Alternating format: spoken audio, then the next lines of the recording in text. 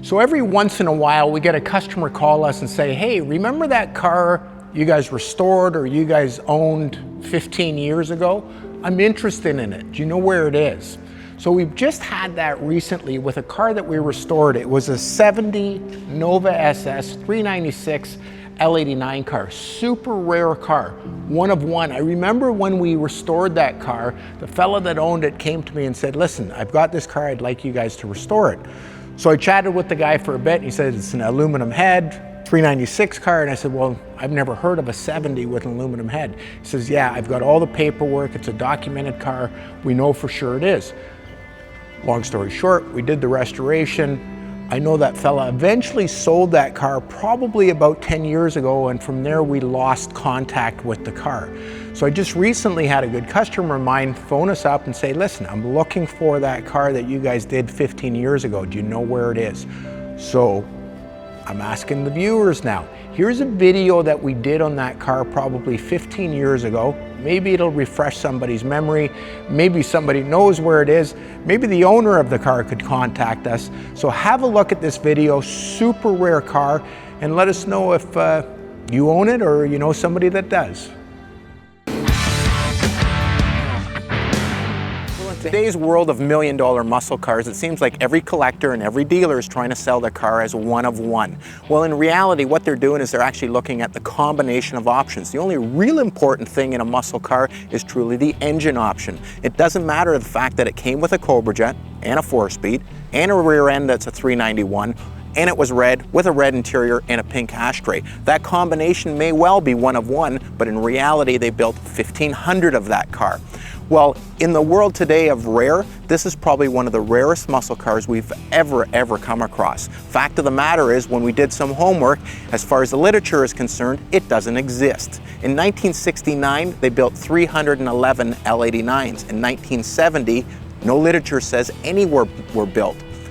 Well, when Dave Frendell phoned me and said, I've got an L89 70 Nova SS that I'd like for you to restore, I said, the car doesn't exist. He says, it does exist. I've got the original Protecto plate, I've got the owner history, and I've got an original motor that's in the car that's 100% numbers match.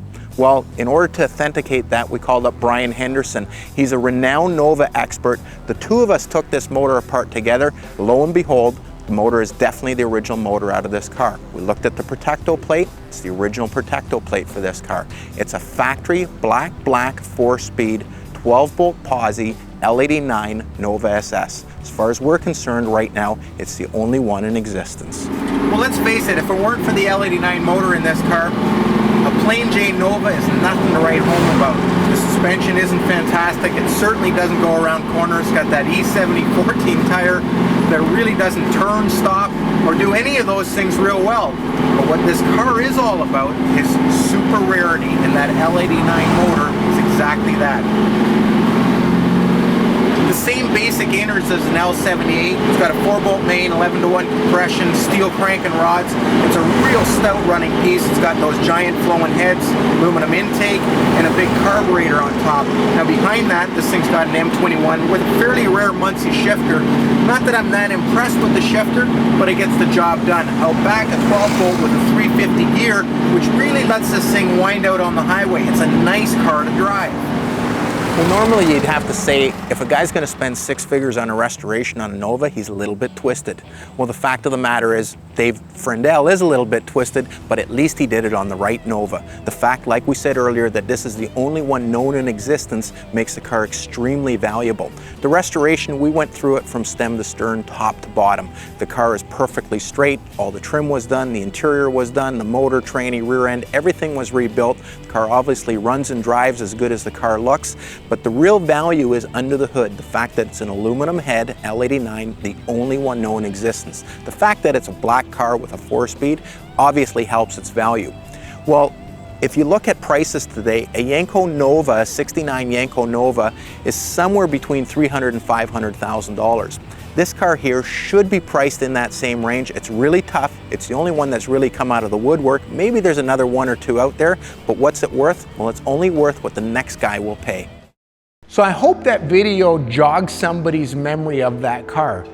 70 Nova SS L89 Factory black car, 4-speed car, really nice restored car. So if you guys could share the video, the more people that watch it, obviously the more chance we've got of finding that car. And if anybody knows its whereabouts, either email us or give us a call.